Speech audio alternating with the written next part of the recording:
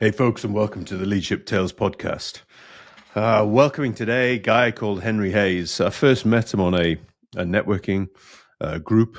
He's a bundle of energy, and a bundle of energy in the right way. He talks about offense and defense, and therefore he looks at disruptive technologies, disruption, and he wants us to be on the front foot towards the offense. And particularly with ChatGPT, AI happening at the moment, it's a key message about where we need to be. He has some very simple frameworks, which you'll hear about today, around how to face that and work with that. So get ready for your first injection of Henry Hayes if you haven't heard him before. Enjoy.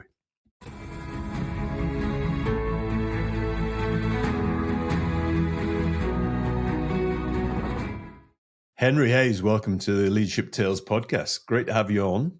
For those who are listening, who don't know you, don't know your stories, what's your background? Tell us. Oh boy.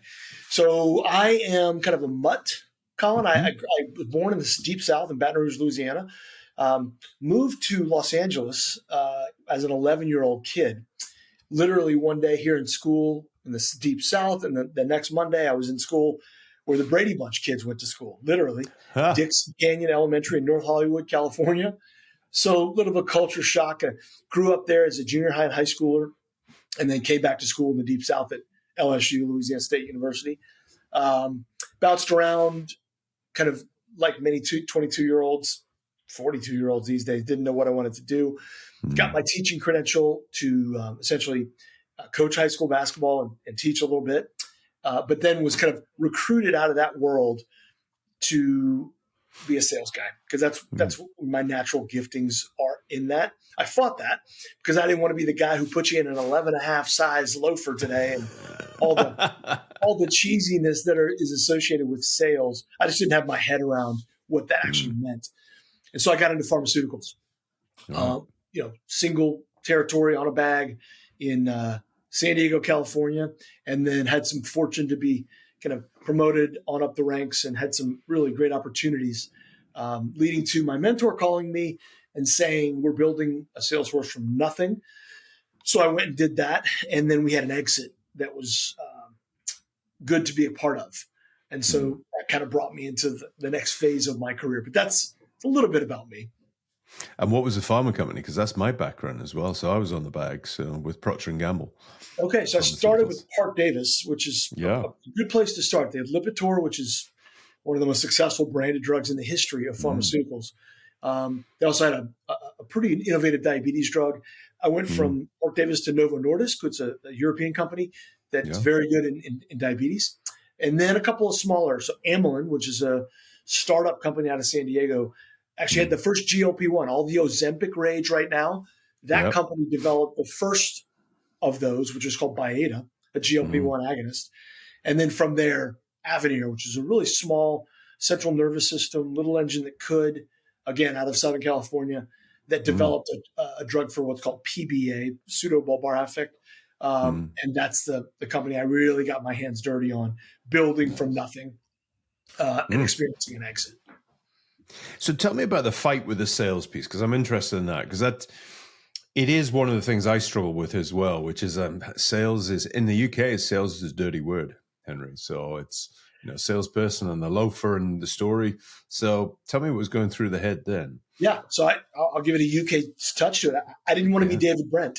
I didn't want to be, come on, that's a good, right? Yeah.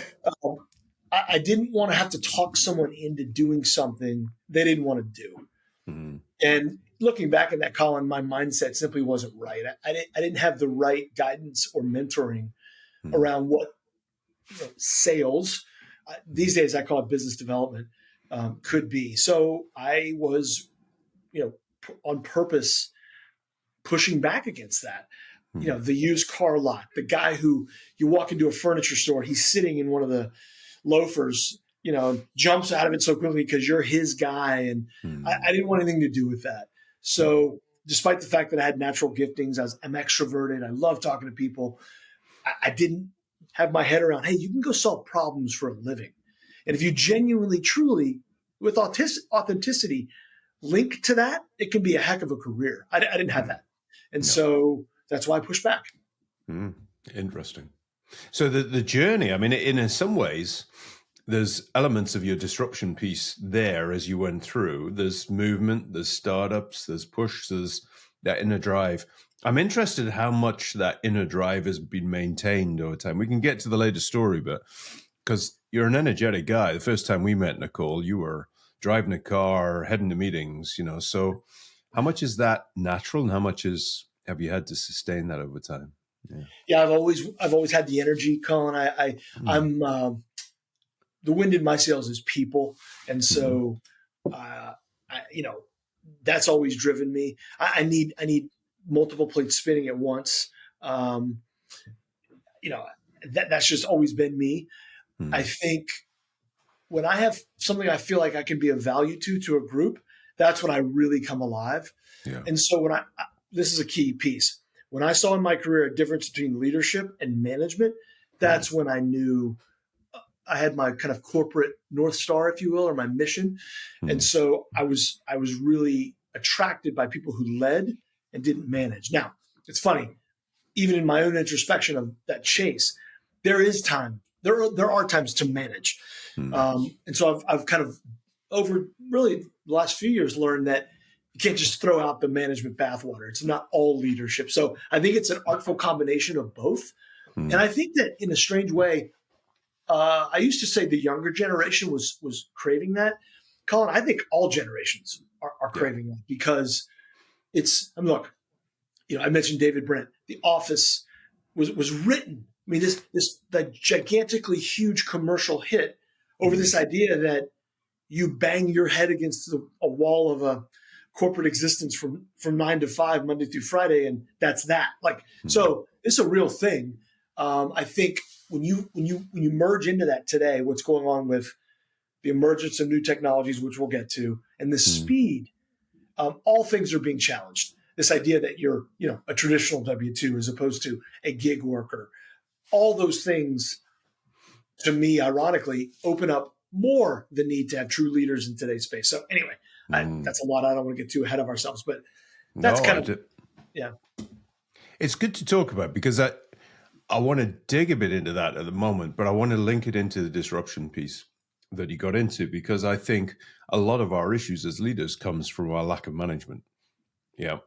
So if we think about the day to day, we think about the execution, a lot of leadership. A lot of leaders think the leaders is just a vision and creating the vision and everybody will follow. And if they blah, blah enough, they'll go. But there's a lot about execution in there as well and the management. Yeah. Yeah. Because look, if Wickham's book, I think he had it right with the visionary on the one half and the other half has to be an implementer or an executor. Because if you have just visionaries, man, nothing will ever get done and it'll be a hot mess, right? Yeah. But if you have just implementers, so it truly is the artful marriage of both. And I push back on that a lot because I thought it was boring. And at times it is boring. Yeah. But you cannot have the success that you want to have without a blend of it. I'm convinced of that. And so I think, ironically, the ego really has to be put on the table to say, okay, why are you in this? Do you just want the headline? Do you just want your name on stage? Yeah. Do you want it in neon lights? And if the answer is yes, those are the wrong motivations. And people will sniff that out. But if you can be humble enough to say, look, this is where God has gifted me. I know also where my lanes are not. So I need to fill those in with people that are comfortable in those areas. I think that's what, in large part, Colin, I think that's what people are looking for. And the good news is the technologies that are coming to the fore are giving us more and more of those abilities and chances to blend those things. Yeah. So tell me how you got into disruption, because that's where you're sitting today. Yep. And it's, that's what I talk about, that disrupt the way people are led is my mantra. And mine is through purposeful practice and practice leadership. But yours is a bit more about how do I bring together, I can't remember the dance analogy you had, but bringing together the two schools. Yeah. Well, let me go back, because this is actually a pretty good origin story because it's very real. So when I was exiting the pharma company I helped build, right about that same time here in America, I was driving down our main road in my town. And I looked to my left and I saw a site that I'd never seen, which was a boarded up Blockbuster video store. And so I did another take, which I almost hit the car in front of me. and I whipped a U-turn into the parking lot because I wanted to figure out like what happened here. How did you get a boarded up? Did the Department of Health come by? Was there a really, really bad night manager? What was the story? Well, this is 2023. We're doing this, and we all know what happened. Netflix happened, but you lived through it just like I did, Colin. It was a cute little story, and it was something depending on where you were on the outlier scale. You kind of opted in early, or maybe in the middle, or maybe to the back end. But I don't think any of us ever really said, wow, this is going to cripple and take out of business the incumbent that had been around for decades. Nobody saw that. And so when I learned what really happened, I thought, okay, that's a big name. It's a big brand. You're talking about a worldwide player. If it can happen to them, who else is at play here? And it wasn't so much a defensive posture I took immediately. It was offensive, meaning, okay, these are new opportunities for new incumbents, because the rubric. So I set up a keynote based on what I'd learned, which a lot of that comes from Clayton Christensen, who's the godfather of the term disruptive innovation. He taught at Harvard. He's since passed. But if you really understand how to look for it, that's when it got really interesting. And I can go through 3 really easy buckets, Colin, that anyone's listening to this can apply to their business. It's, where's the market been complacent? So in the Blockbuster example, if Colin and Henry are at university together and we wanted to rent entertainment, we'd drive to the location. Hopefully our title was in stock, pick it out, rent it, and then hope to return it on time. That was the way that business had been done for decades. That's one. Number 2, when you look at where your customers are most frustrated.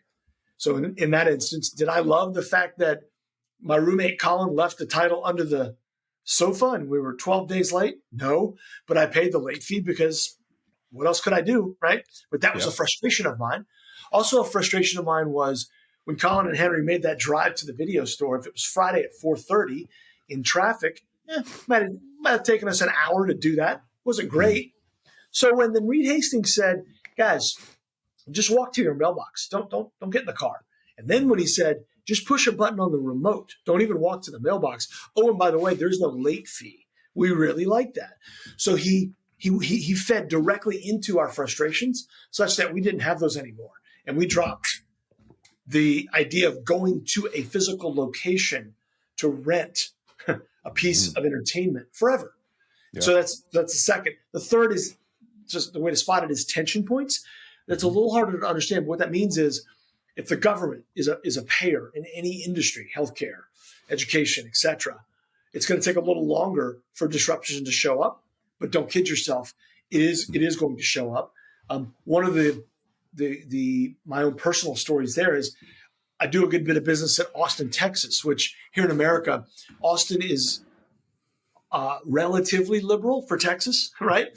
So when you drop into Austin, Texas, you don't expect the rideshare, the Uber, Lyft, et cetera, to get kicked out. Well, that's exactly what happened several years ago.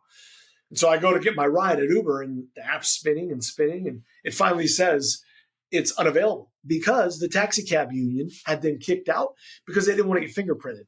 So that's an example of a tension point that holds back disruptive innovation, but it was only a matter of time because the public had already spoken. So it's a bit of a missive I went down, but that's how I got into this. And to this day, Colin, it's fascinating because you're talking about some really large incumbents that have done business the same way for decades. And by the way, have done business to the tune of they're fine. Revenues are up. They create jobs. And so, by no means are they struggling. My clarion call is just to say, that's great, but you need to look in the rear view because the barbarians at their gate do not look like them. They do not have their backgrounds, and they're taking a wholly different view of how to serve customers in an industry. And I think they are going to win long term. And it's interesting because if you start to look at the barbarians at the gate in the rear view mirror, sometimes it's the least obvious things that are going. So if you take Uber and how it's run its business versus, Lyft, and then you start to look in London where Bolt is starting to take over from Uber because it's got a legacy with Uber, with conflict with the mayor and other places. So you start to get into this bit which the barbarians are coming at you from all over marketplace and not just from your competitors. Yeah. Well, that's right. And again, it's not to simplify, but if you look at those three things I mentioned, where's the market complacent? Mm-hmm. Where are the customers really frustrated? And then what are the tension points? I mean, Colin, we could sit here and come up with the playbook to disrupt any industry, and it's not that hard.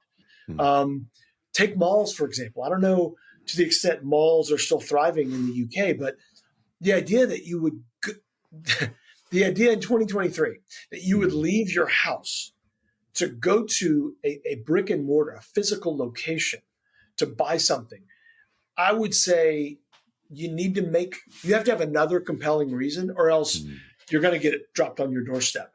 And in some cases, it'll be within 2 hours. So things are just changing so rapidly and so quickly. I just wanted everyone to the bullet that gets them, I wanted them to see it coming. So going to that, because I think a lot of our listeners will maybe be in large corporates, sat in the middle of those large corporates and going, okay, so either I'm not customer facing, I'm an internal function, so I'm not seeing this coming, I'm not seeing the bullets coming. And in many cases, I'm dictated to by strategies. So how applicable is it to them versus the smaller business, the startups or the medium size? Yeah. And that's a great question, Colin, because there's this term, you could be an intrapreneur, meaning, hey, I work in the large halls of a corporation, like when you and I started in pharma. Those are big companies. And they're not really soliciting and or concerned with young Colin or young Henry's ideas. And that can be a bit frustrating. So I would say, if you are in that position, concentrate on disrupting yourself. Concentrate on adding skills to your own game such that you become so much more eminently employable. I think these new opportunities are good.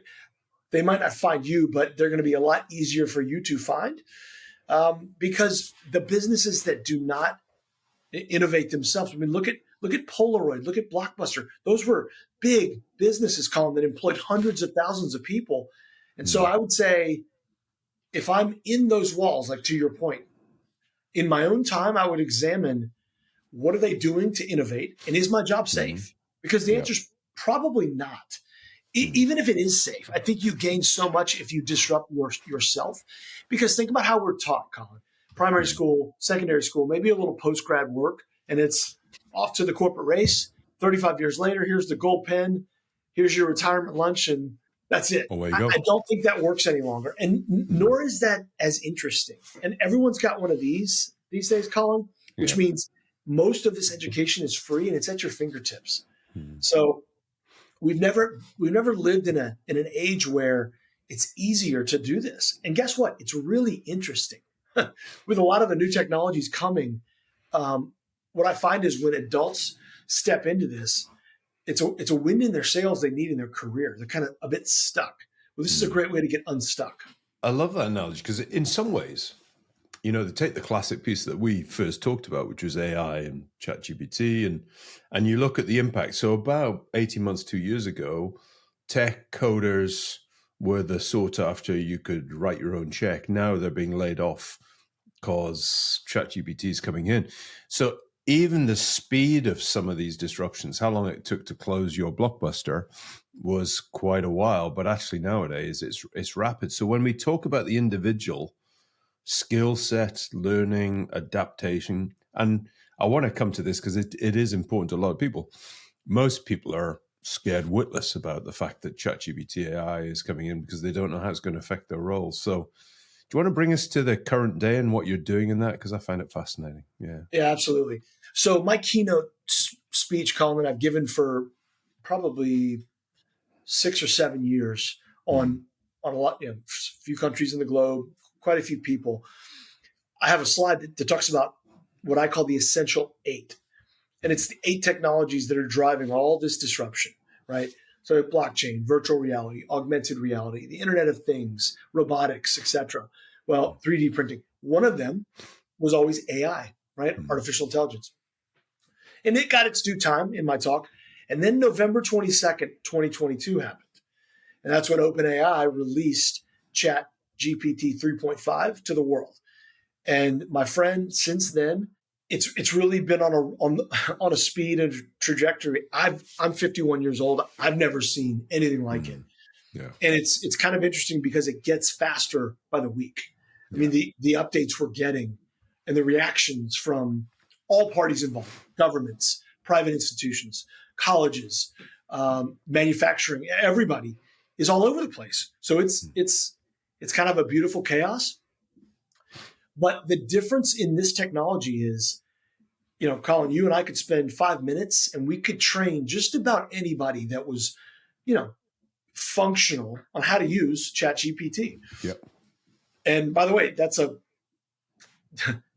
when I say ChatGPT for your audience, that's like saying Google is to search. There are a lot more folks in this LLM, large language model family, than just ChatGPT, a lot more. And there's a lot more on the way. So that really sped it up such that there's an urgency now where I get calls almost daily, well, definitely daily, from businesses. Hey, what is this? How do we need to think about this? What should we do with this? So there's this feeling of, I'm going to get left behind if we don't get on this.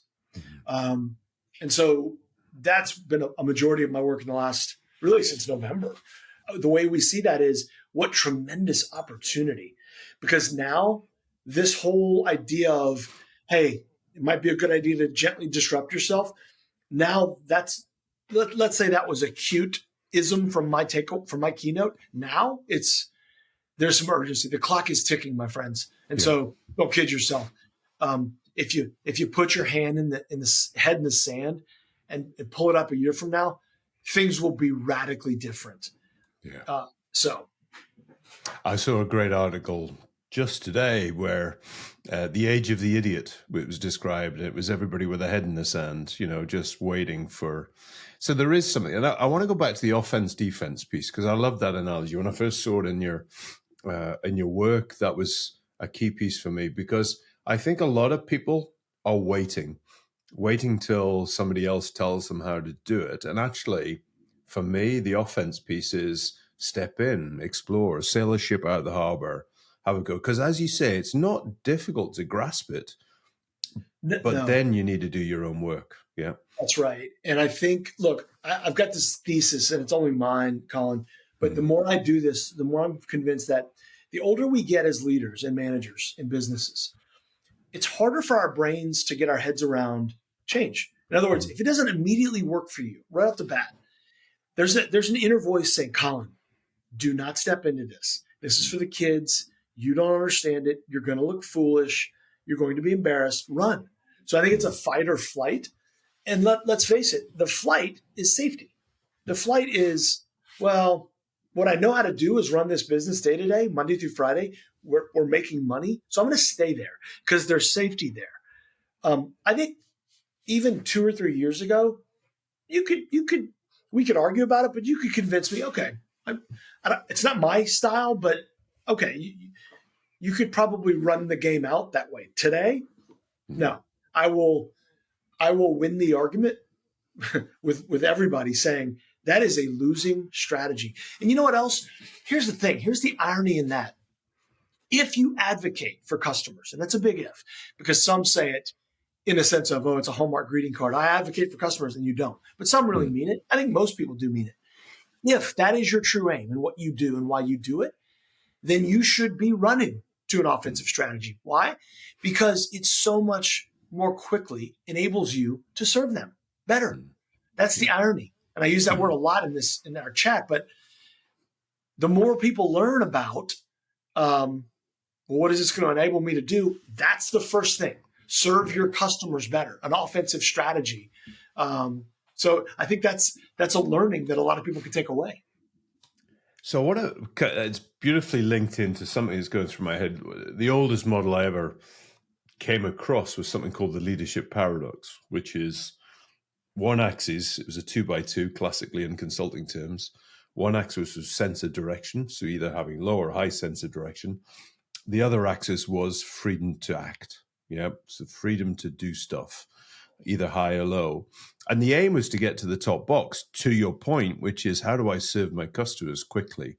How do I react and give that? But when you come back to it, you can't do it in everything you do at the same time. So you've got to have a sense of direction about where you want to play with this new technology.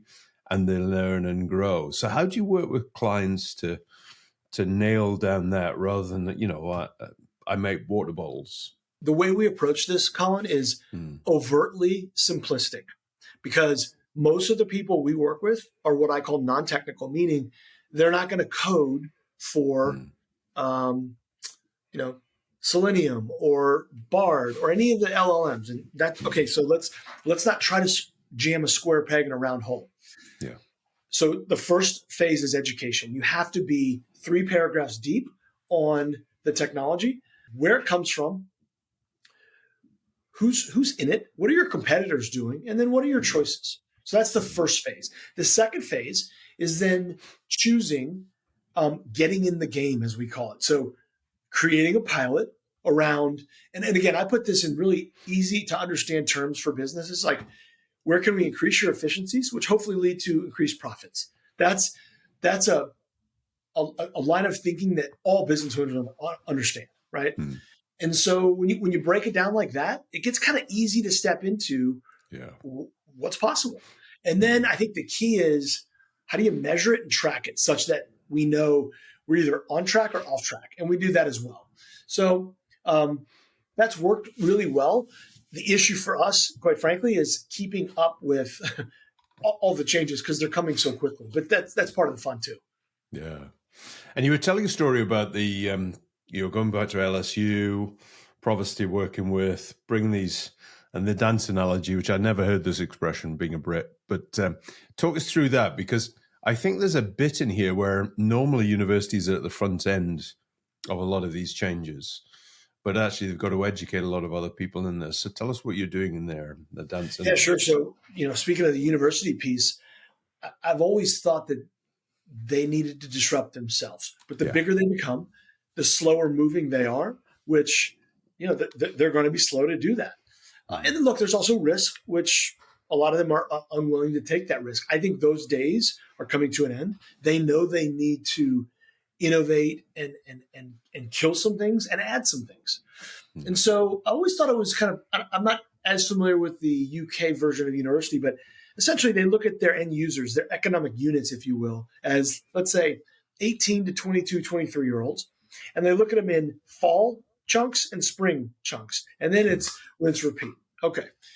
Which, again, to this point, they've done good work. It's a moneymaker.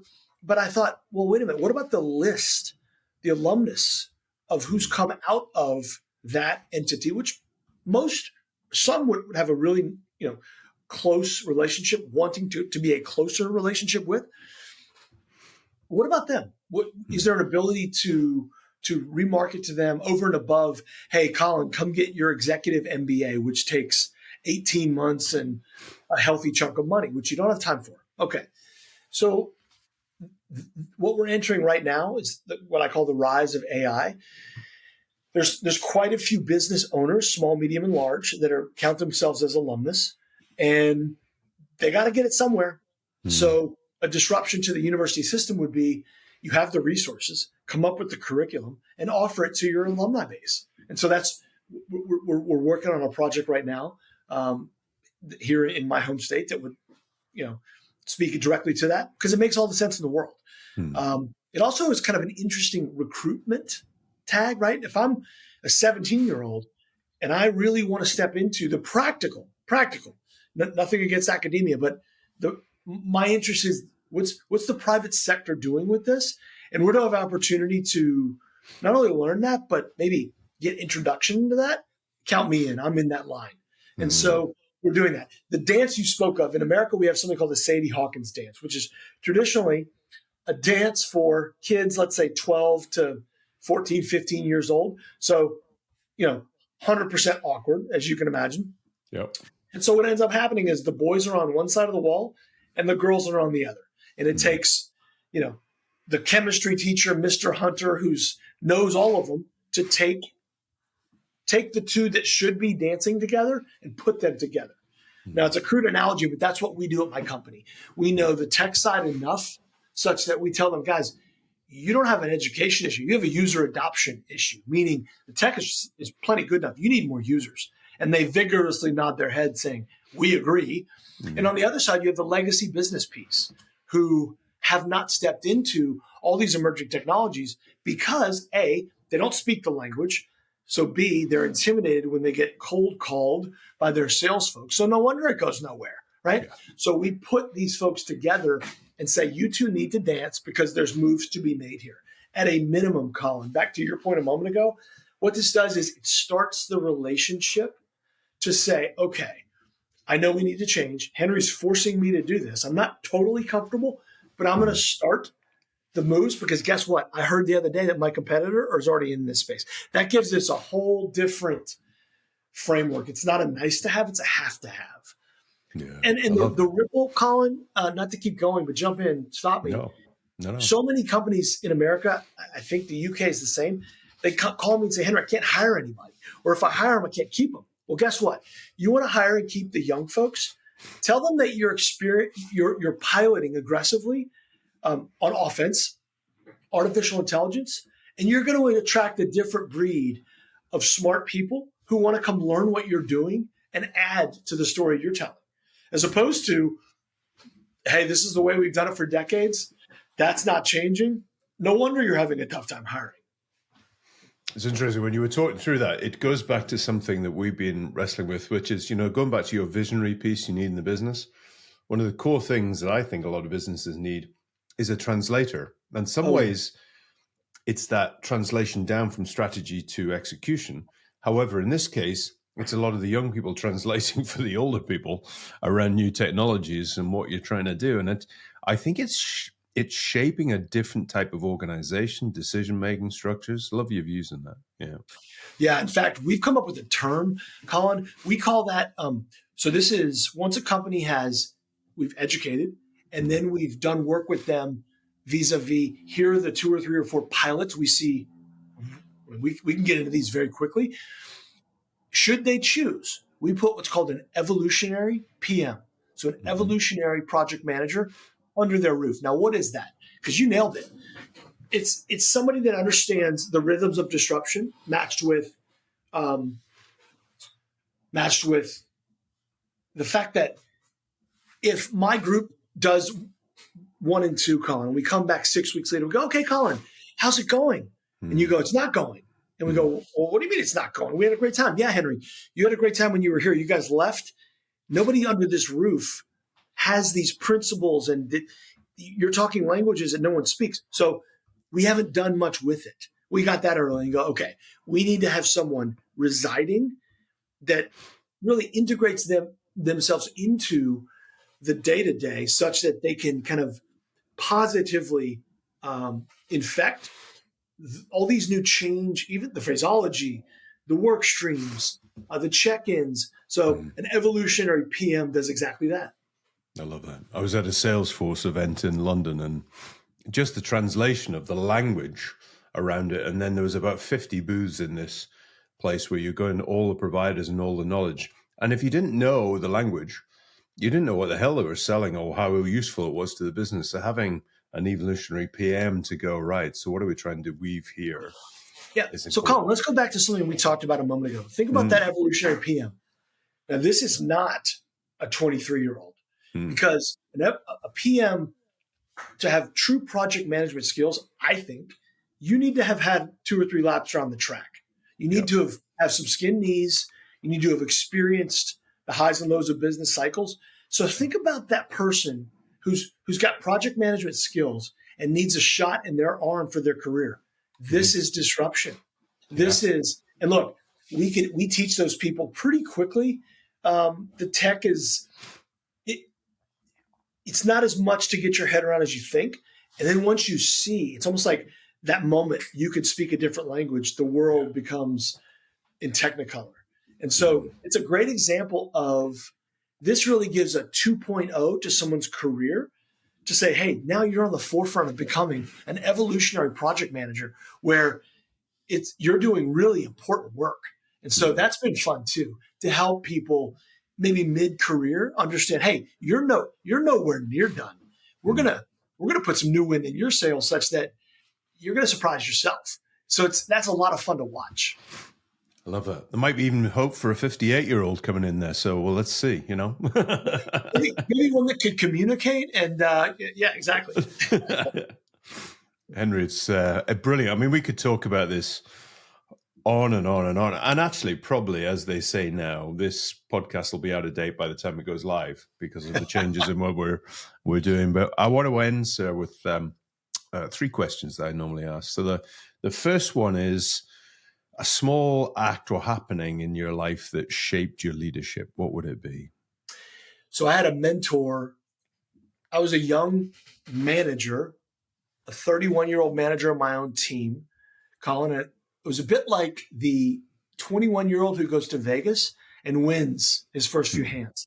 Bad combo, because I thought I had it all figured out. Yeah. And at my annual review, I thought I was a little bit, bigger deal than I was. And so my mentor sat me down and said, "I got a project for you coming up this year." And I said, "Great, give it to me." He said, "I want you to choose one of your peers that's not doing as well as your team is doing metrics wise. I want you to help them." And then he paused and he said, "And I don't want you to get any of the credit." And I paused and I was smart enough to see what he was doing, because that hurt. I mean, I had to kind of really swallow to go, wait a minute, like, isn't this is what it's about? Like, yeah, I'll help, but like that's like for the reason. And so that's when I really began to pursue this idea of servant leadership. And again, not on a Hallmark greeting card, but what does it really mean to serve? Meaning, yes, I will find that person.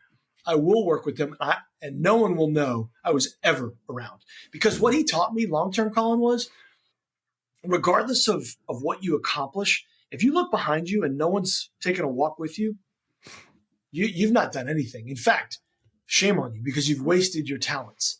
Yeah. So it was the ability to be humble and know that, hey man, there's peaks and there's valleys, and you better be able to navigate both. Otherwise, no one cares. And frankly, it's a bit ugly. So I'll never forget that. Yeah, I love that. Is that going back to what we're talking about, the ego, isn't it? Oh. If you can suppress the ego enough, then you fly. But if you've got the ego as your leading character in your life, then wow, yeah, I love that. Because you can't.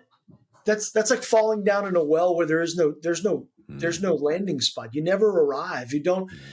You break the tape and you say, "We won." What have you won? You uplift yourself. You put another zero in your own bank account. Yeah. It's and then you realize you're made for so much more. So that's when the cold water hits your face. So I love the work of the Brené Brown Man in the Arena, and the story of the man who falls down the hole, and all these people try to help him, and eventually a person comes along, jumps in the hole with him and says, "What the hell are you doing down here? You're going to be stuck as well." And so, "No, I've been down here before. I know how to get out." I think this humbleness, humility, learning, success, that's by helping others. That's the way to lead. So yeah, I love it. I agree. Yeah. So if you had to disrupt one thing about leaders nowadays, second question, what would it be? And that is a big question. I think this phrase that's rattling in my head these days, Colin, is almost challenging every norm. And I say that not for maybe the reason you think I do. Here's why I say it. Because look, there are some good norms. Okay. So I'm not saying everything needs to be disrupted. What I am saying is I think when we get in the practice of challenging norms, on the other side, we can come out going, okay, I still subscribe to it, but I also understand the way the other side thinks about that. For instance, I would say, could a leader today think about hiring people in a non-W-2 perspective? Because the 20-somethings, Colin, they want a gig economy. They don't want you and I's upbringing. So for some folks, that's a challenging way to think, wait, I don't control them. And the point is, exactly, you don't control them. So can you burst out of that kind of leadership by title and work to get the best out of someone such that it might be in a different arrangement than the traditional W-2? So I would say a disruption now is like, a question I would ask is, which norm have you challenged, and what netted it? What came of that thinking? I think that's a really smart thing to do. Even if you say, hey, I went through the process and I'm gonna stick to it, that's fine. Just challenge those norms. Yeah. Mine at the moment is retirement. So when do I retire? What does retirement mean? Challenging the norms in there. And then you start to realize that life is, it's about putting past the hole, as Bob Rotella used to say. So I love challenging the analogy. Okay. So final question. What's one leadership habit for you that's non-negotiable? Learning. You have to, in some way, form, or fashion, every day. You have to sharpen your saw, because now with the speed and the rate of change, if you want to lead and not manage, you've got to continue to grow your lid, because young Colin Hunter, who might be gravitated to me, is counting on that. So it's not about me. It's about how big do I want my leadership lid to span and to be. And the only way you do that is you have to learn. And like I said, everybody's got this, which means it's never been easier. It's never been more at our fingertips. I'm a podcast guy. I love the medium. I think I saw a stat the other day that said only 21% of American working adults regularly listen to podcasts. So we've got a long way to go. Yeah. So I would say constantly learn, because it's ironically, it's not the way that we're built to do it. Like I said, lower school, primary school, college, maybe a little post-grad, and hey, off you go. Well, I don't agree with that. I think drips each day or little micro projects add and sharpen your saw such that you just become, I don't know. That's my oxygen. If I didn't have that, I'd be in a much darker place. Yeah. I do it through Audible books. I like podcasts, but Audible books and crunching it. But I think you're right. This learning, the concept of learning, and even, a lot of organizations I'm working with now have a philosophy, a strategy for learning in the organization. And they've never had that before, a learning culture. But again, if you're a startup, you almost create that learning culture by adopting some of the principles we're talking about. So, yeah. Colin, I'll give you a reason to have me back on. So what we've worked on, how about this? It's called reverse mentorship, meaning a 58-year-old Colin Hunter. Normally, a lot of those young pups would seek you out. Well, guess what? These days, if you're sharp and you are sharp, that's a two-way street. Yeah. Because it's going to sound silly, but at a minimum level, I want Colin Hunter to understand, why does he use Snapchat as opposed to Instagram? And that may sound silly to your listeners, but when you get inside the mind of these young people, another one is, did you know there's a Harvard Business Review study that says they would rather have a root canal than step into a bank? Yeah. Interesting. It's funny, but my inquisitive nature says why. I want to understand. I don't want to judge that, but I want to understand it. So this idea of a reverse mentorship, not a one-way street, that's how you not only stay sharp, but you just elevate your game. So, Mr. Henry, if somebody wants to find out about you, where would they go?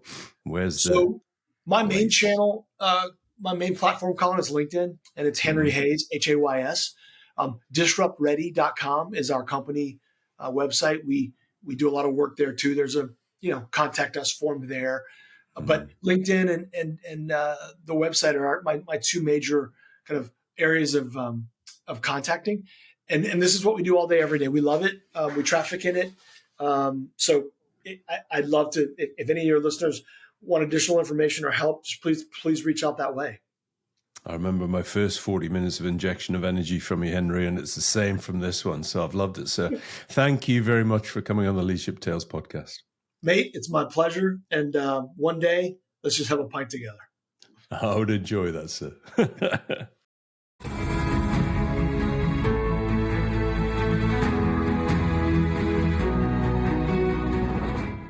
So that was Henry. I love a number of things that he talks about in there. I love the offense, defense. I mentioned in the intro. I think that's so core in my mind around leaders needing to be on the offense and dealing with that. I also just love this simple principle of the three things. And I'm always a big believer in three things, but what is in your market is complacent, the customer, and then the tensions. And again, if we hold those three things in our mind as we're going through, then we're starting to disrupt ourselves and look to be disruption ready in terms of how we operate. I think for me, the simple thing is, though, that bringing almost the technologies together with people like myself who are less informed about the new technologies is such an important bit, and helping us and guiding us. And a critical thing in there, you talked about measurement about where we're going and how we're going. But another key message I took out of that was efficiencies. So we think about these new technologies, think innovation, creative, new ideas, new products. But actually, sometimes it's the new technologies that are about efficiency and how we operate. And therefore, we can adopt them, provide ourselves with efficiencies. And therefore, as a business owner, a leader, we're starting to look at profit and the cost base as well. So, fascinating conversation. I'm sure Henry will be back on at some point. So, look forward to welcoming you back another episode of the Leadership Tales podcast very shortly.